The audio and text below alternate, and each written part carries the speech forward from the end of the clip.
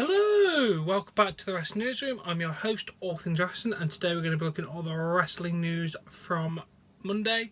We start with Kevin Nash gives his thoughts on AEW. In wrestling, with the production costs and what it costs to pay for your talent, you can go through 100 million pretty quickly. So far, from what I've seen, their strategy is to grow slow. You can't compete with somebody that is at the level of WWE. So yeah, I do agree with that statement. You can't just compete with the big bad in the world immediately. Then, Dave Bautista is reportedly in talks with both All Elite Wrestling and WWE at the same time. So we'll have to wait and see where he ends up. He could be at WrestleMania or he could be at Double or Nothing in May. So we'll have to wait and see where he will turn up. Or he could do both. Who actually knows at this point? Then, pre-ticket sales for All Elite Wrestling Double or Nothing pay-per-view were made available 3 p.m. Eastern today and sold out within an hour. There was 12,000 tickets available for the pre-sale. They have announced that there will be more tickets available for a general sale. An hour to sell 12,000 tickets. The Young Bucks, Matt Jackson said, I think we need to try one in a bigger building, and Nick just responded with stadium. It's also been announced that AEW will partner with Chris Jericho for his next cruise, which will be amazing. Good job, Chris, there. It's going to be another amazing tour. And then Nick tweeted, we couldn't start AEW without this man. Matt, myself, and Kenny have been trying to change the wrestling for the best since 2015 when we formed the Elite. Now it's time. We couldn't be more excited for the challenge. Joseph Lewis Robles responded, challenge. He's going to be AEW World Champion and main event every single time. If he wants a challenge, he should go to WWE. And he just responded, of course it's a challenge, you ignorant human being. We're trying to give wrestling its first true alternative in 2 decades. The easy way will become a millionaire and go to WWE. He's not wrong. I completely agree.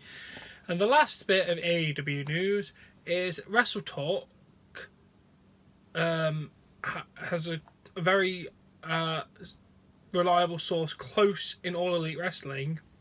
Said the following schedule is May 25th, Double or Nothing. June 2019, unspecific date, believed to be in the USA. July 2019, unnamed show in Jacksonville, Florida. August 2019, London. September, All Out, which is an official sequel to All In and the full launch of the brand prior to TV tapings beginning. And then again, it's not confirmed, but it's likely to take place at the Sears Centers in Chicago. And October 2019 weekly television starts. If that is a true schedule, I cannot wait. It's going to be amazing. And then it has been reported that Mustafa Ali will likely be pulled from the Elimination Chamber match due to mounting injuries. He has suffered an injury to his tailbone from the Royal Rumble and a swollen eye from last week's SmackDown.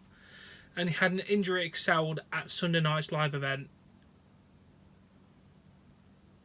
It appears that they're going to go with the current storyline that Randy Orton is going to be blamed for Ali being pulled from the match.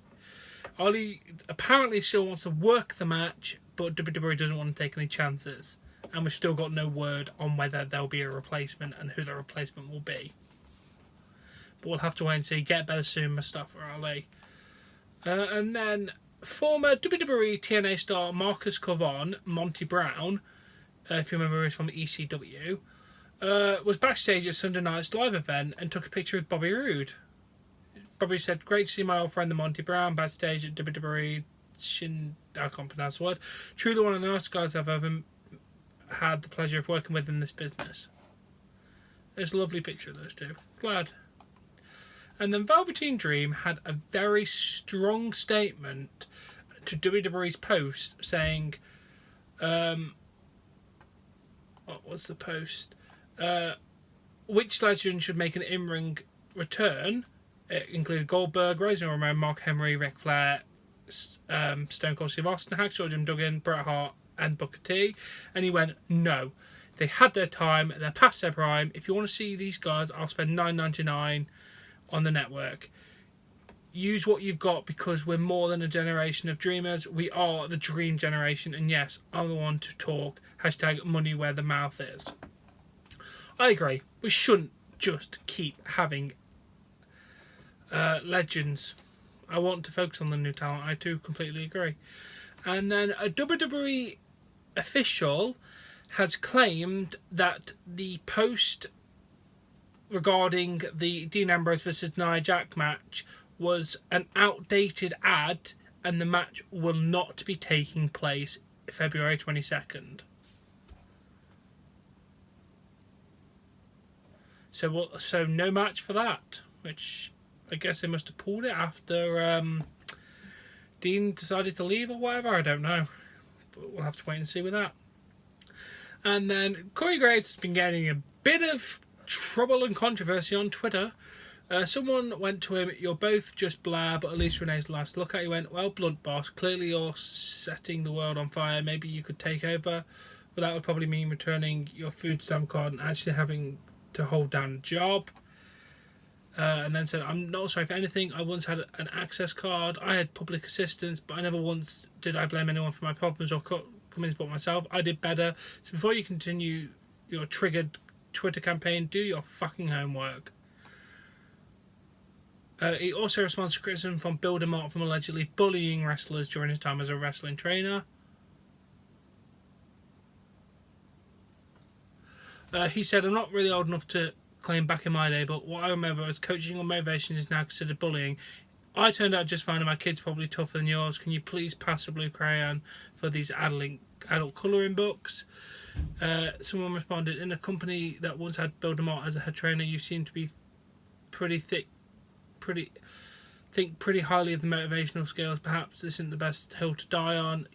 That Twitter breaks you were gonna do might as well have done some good." And then he said, "I still stand by Bill DeMott. We weren't the best friends, but there was no malice whatsoever. It wasn't until people started complaining that they get paid to train, it was too hard for them, that it became an issue."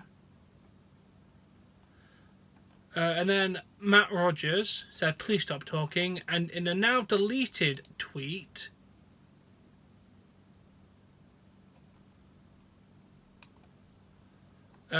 Corey Graves responds with, "Why, Matt? Because the world is too hard for you. It was for me. I ate a bottle of Verily something. I'm still here. So are you. Stop being a pussy and do better things with your life than wrestling Twitter." I'm gonna say this now. Corey sounds like such a dick. I mean, not that he's making valid points here, because he's just giving his perspective, but does he have to be such a dick? And then, possible spoilers. This is about the New Japan Pro Wrestling New Beginning event. Jay White defeated Tanahashi to win the IWGP Heavyweight title. So, congratulations to Jay White on his title win. Congratulations, man. And then, while appearing on Lillian Garcia's podcast, Lana noted that her and Rusev have been pulled from Total Divas by E because focus groups did not like them. Lana noted how the producers edited the show to make her look bad. There's so many things in edit that I was royally screwed over. They take someone saying something from one thing and put it in there. They edit, they can do whatever they want, and that's out of your control. If they want to make me look more annoying and I have to play that annoying girl, they'll do that. Total Divas is the biggest load of shit in my life I've ever known. It's clearly scripted, clearly edited, and clearly just getting the motivations off. I remember, I think it was Justin Gabriel, it might have been that guy, I think it was that guy, who made a point. He was trying to go out with JoJo, who was too young for him, and they went on a few dates and did lovely stuff on the thing, and then he just went to her, "I can't go out with you, you're too young for me." They edited out all of the dates, anything he did nice, and just made him look like a complete arsehole. Because they're pricks. And then Impact on Pursuit drew around 12,250 viewers, which is slightly above their 10,000 viewers that they usually drew at that time slot previously. It had between 7,000 to 11,000 viewers, and on Impact on YouTube, their segments have been getting a lot. Like Lucha Brothers vs. LAX from the Friday show got 86,000 views, which is amazing. And then it is reported that Luke Harper is scheduled to attend for this week's SmackDown Live taping in Ohio. That might be a spoiler, but whether he shows up or not is debatable. Obviously, we initially thought that Luke Harper would be teaming with Eric Rowan again when they both got cleared, but with Rowan being with Daniel Bryan, will Luke Harper come out with them and have them as the trio? We'll have to wait and see. But as always, that has been the Wrestling Newsroom. If you've enjoyed it, please give it a like. Please support me on Patreon, link in the description below. And just before I go, I would just like to give a personal recommendation to pick up a copy of Viral by Mike Jevons, who is a fellow YouTuber. Not sponsored for this, but I've read a little bit through this book, and it's very intriguing.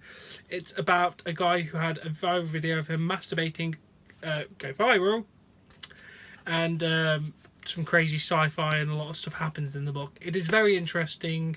You can pick it up for less than $10 on Amazon.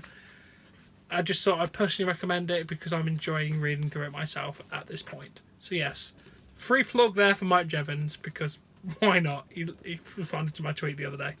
But yes, thank you for watching and catch you later. Bye!